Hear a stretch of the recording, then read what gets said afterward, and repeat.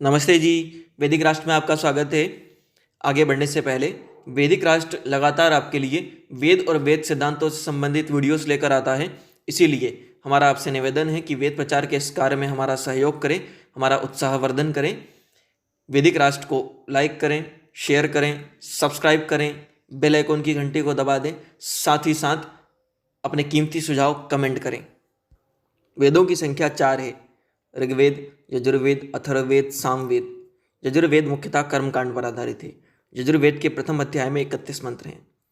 आज हम यजुर्वेद के 5वें मंत्र को प्रथम अध्याय के आपके सामने उसका व्याख्या प्रस्तुत कर रहे हैं। यह कल्याण के मार्ग नामक पुस्तक से लिया गया है। इस पुस्तक के और इस लेख के लेखक हैं वैदिक विद्वान डॉक्टर अशोक आर्य गाजियाबाद से। आप यह पुस्तक हमसे संपर्क करके मंगवा भी सकते हैं। आइए आगे बढ़ते हैं। सत्यव्रती बन, देवत्व पा, प्रभु दर्शन के अधिकारी बने। लेखक वैदिक विद्वान डॉक्टर अशोक आर्य। प्रभु का उपदेश है कि हम सत्य का व्रत लें, इसका पालन करें, देवत्व को प्राप्त करें। देवत्व को प्राप्त करके ही हम प्रभु प्राप्ति के अधिकारी बनते हैं। यह मंत्र इस तथ्य पर प्रकाश डालता है। मंत्र इस प्रकार है: ओम अग्ने व्रत पते व्रतम चरिष्यामि तच्छकेयम तन्मे राधिताम इदम अहम अनिता सत्यमुपैमि। ओम अग्ने व्रत पते व्रतम चरिष्यामि तच्छकेयम तन्मे राधिताम इदम अहम अनिता सत्यमुपैमि। यजुर्वेद प्रथम अध्याय मंत्र संख्या 5। यजुर्वेद के इस प्रथम अध्याय के चतुर्थ मंत्र पंचम मंत्र पर विचार करते हुए बताया गया है कि वेदवाणी हमारे सब प्रकार के कर्तव्यों का प्रतिपादन करती है। प्रस्तुत मंत्र इस तथ्य को आगे बढ़ाते हुए, जो चतुर्थ मंत्र में कहा था, 3 बिंदुओं के माध्यम से उपदेश करते हुए बताता है कि प्रथम बिंदु, हमारे सब कार्य सत्य पर आश्रित हों। मंत्र कहता है कि विगत मंत्र के अनुसार जो स्पष्ट किया गया था कि हमारा अंतिम ध्येय परमपिता की प्राप्ति है, इस पिता को पाने का माध्यम वेदवाणियों के अनुरूप अपने आप को चलाना है, उसके आदेशों को मानना है। इसके बिना हम प्रभु तक नहीं जा पाते। वेद मार्ग के अनुगामी व्यक्ति के लिए कुछ कर्तव्य बताए गए हैं। इन कर्तव्यों में से एक है सत्य मार्ग पर आश्रित होना, सत्य मार्ग पर चलना। मंत्र के आदेशानुसार प्रभु की समीपता पाने के लिए हमारे सब कर्तव्यों की अंदर एक सूत्र का ओतप्रोत होना बताया गया है। कहा गया है कि हमारे सब कर्तव्य सत्य पर ही आधारित हों। सत्य के बिना हम किसी भी कर्तव्य की इतिश्री ना कर सकें, पूर्ति ना कर सकें। भाव यह है कि हम सदैव सत्य का आचरण करें, सत्य का ही प्रयोग करें, सत्य मार्ग पर ही चलें। सत्य के इस कर्तव्य को सम्मुख रखते हुए हम प्रार्थना करते हैं कि हमें, हे संसार के संचालक, हे पग पग पर सांसारिक प्राणियों को मार्गदर्शन देने वाले, रास्ता दिखाने वाले प्रभु, मैं एक व्रत धारण करूंगा। मैं प्रतिज्ञा लेता हूं कि मैं लिए गए व्रतों का सदैव पालन कर सकूं। इसके लिए व्रत के अनुरूप अपने आप को ढाल सकूं, तदनुरूप अपने आप को चलाऊं, जो व्रत मैंने लिया है उसके अनुरूप ही कार्य को करूं। इस प्रकार प्रभु मेरा यह व्रत सिद्ध हो, मैंने प्रतिज्ञा ली है, उस पर चलते हुए मेरी वह प्रतिज्ञा सिद्ध हो, पूर्ण हो, मैं उसे सफलतापूर्वक इति तक ले जा सकूं। इस प्रकार है प्रभु, मैं सदा व्रती रहूं।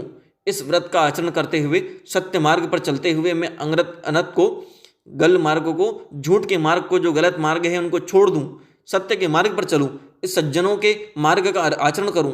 इसके विस्मृत होने वाले, इस मार्ग पर व्यापक होने वाले सत्य को मैं अति समीपता से, अति निकटता से प्राप्त हो सकूं, अर्थात मैं सत्य के इस मार्ग पर चलूं।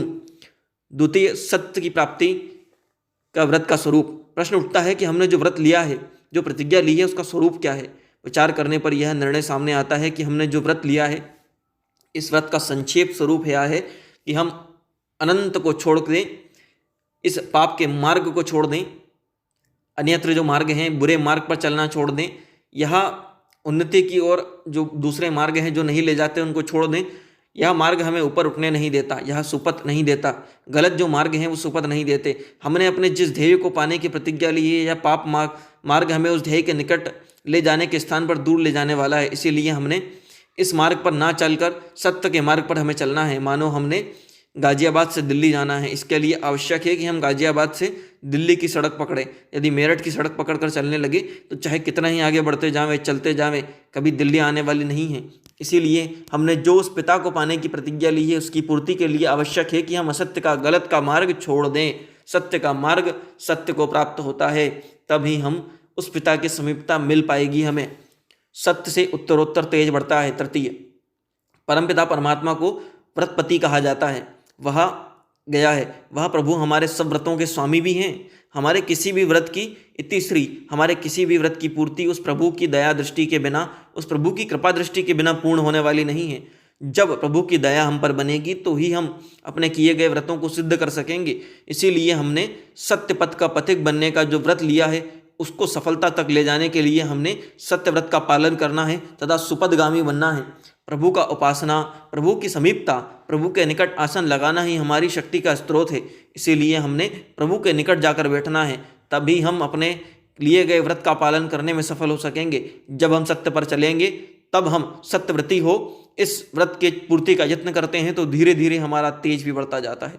जबकि असत्य के मार्ग पर चलने से, बुराइयों पापों के मार्ग पर चलने से हमारा तेज क्षीण होता जाता है, नष्ट होता जाता है। इसीलिए अपने तेज को बढ़ाने के लिए हमें सत्य के मार्ग पर ही आगे बढ़ना है। यह उपदेश या मंत्र दे रहा है ओम। इसके लेखक हैं वैदिक विद्वान डॉक्टर अशोक आर्य गाजियाबाद से।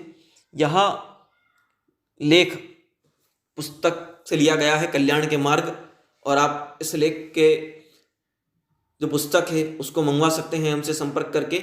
इस तरह के अन्य वीडियोस के लिए, वैदिक लेखों के लिए, प्रेरणादायक कहानियों के लिए वैदिक राष्ट्र को सब्सक्राइब करना ना भूलें।